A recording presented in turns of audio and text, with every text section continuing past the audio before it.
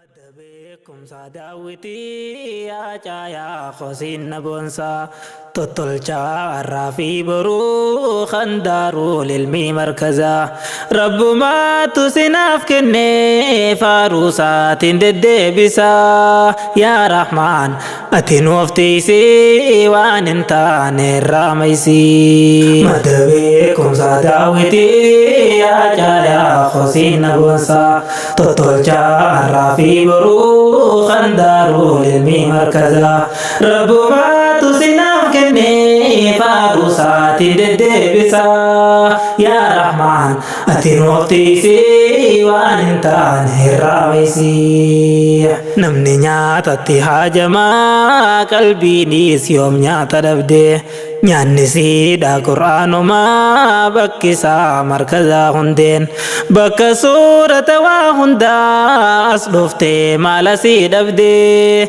anti koof sirraa fagaannaan qalbiin too tasgabbii dhabdee.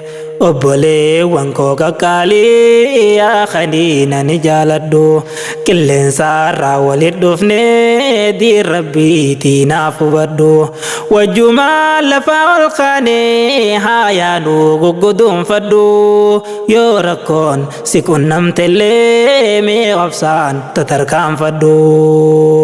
Hundee isaan garee markazaa ustaazii Abuu Abdallaa bu'uuraa isaa gaddaabee barsiisaadha kalaamullaa ifaadiini babal'isee tarsaasaa raroo wallaalaa mee kottaa namuu hordofaa maaf teeysan hunduu obbalaa.